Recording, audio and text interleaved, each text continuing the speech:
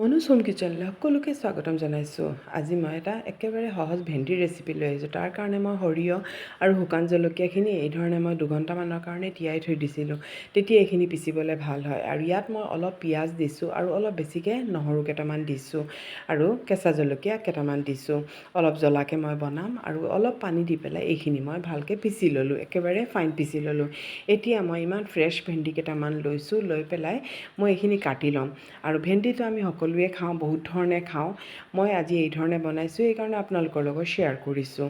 আৰু এতিয়া মই এই ধৰণে ডাঙৰ ডাঙৰ এটা চাইজৰ মই ভেন্দিখিনি বনাই ল'লোঁ আৰু চাওক এই চাইজৰে মই কাটি ল'লোঁ। এতিয়া মই পিঁয়াজখিনিও এই ধৰণে কাটি ল'ম। এতিয়া পিঁয়াজখিনিও মই পূৰা অলপ হেৰিকৈ কাটি লৈছোঁ, ইমান মিহিও কৰা নাই আৰু এইখিনি এনেই সিজি যাবগৈ। পিঁয়াজখিনি মই এই ধৰণে গোটেইখিনি কাটি ল'লোঁ। চাওক ভেন্দিখিনি গোটেইখিনি কটা হৈ গ'ল। আৰু ভেন্দিখিনি ধুই পেলাই কিন্তু প্ৰথমতে ভালকৈ পানীখিনি শুকাই ল'ব।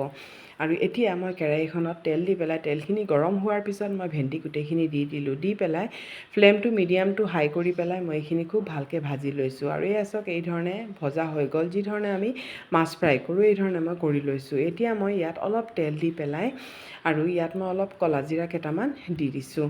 দি পেলাই এতিয়া মই কাটি থোৱা পিঁয়াজখিনি মই ইয়াত দি দিছোঁ। দি ইয়াত পিঁয়াজতে মই নিমখখিনিও দি দিছোঁ। তেতিয়া পিঁয়াজখিনি সোনকালে সিজি যাবগৈ। আৰু এতিয়া মই এইখিনি ভালকৈ ফ্ৰাই কৰি ল'ম। চাওক আমাৰ পিঁয়াজৰ কালাৰটো অলপ গল্ডেন হৈ গৈছে। আৰু এতিয়া মই পিচি থোৱা যিখিনি সৰিয়হ পিঁয়াজ এইখিনি দি দিছোঁ। দি পেলাই ইয়াত মই অলপ হালধি আৰু জলকীয়াৰ গুড়ি আৰু জিৰা ধনিয়াৰ গুড়ি দি পেলাই ভালকৈ এইখিনি প্ৰথমতে মই এইখিনি ভালকৈ ফ্ৰাই কৰি লৈছোঁ। লৰাই ল'ব গেছত, তেতিয়া কি হ'ব, ইয়াৰ গোন্ধটো গুচি যাব। আৰু এতিয়া মই মিক্সাৰ বাতিটোত অলপ লাগি থকা আছিলে, সেইখিনি দি পেলাই অলপ পানী দি দিছোঁ আৰু এটুকুৰা ডালচেনি দিছোঁ। এটুকুৰা ডালচেনি দিলে খুব ধুনীয়া ফ্লেভাৰটো আহে। আৰু এইখিনি চাওক এতিয়া অলপ তেলটো বিৰিঙি অহাত মই কি কৰিলোঁ, এইখিনি ইয়াত দি দিছোঁ। দি পেলাই এইখিনি মই খুব ভালকৈ লৰাই লৈছোঁ। এতিয়া মই গেছৰ ফ্লেমটো অলপ হাই কৰি দিম। দি পেলাই এইখিনি মই উতলাম, কাৰণ এইখিনিতো আমাৰ 50% কুক হৈছিলে আৰু এতিয়া গোটেই ভালকৈ সিজি যোৱাকৈ হেৰি কৰিম। আৰু চাওক গোটেই ইমান ধুনীয়াকৈ তেলটো বিৰিঙিও আহিছে আৰু আমাৰ চব্জিখিনিও ৰেডি হৈ আহিছে। আৰু এই চব্জিখিনি আপোনালোকে ৰুটিৰ লগত, ভাতৰ লগত, পাৰাঠাৰ লগত, যিকোনো বস্তুৰ লগত খাব পাৰে।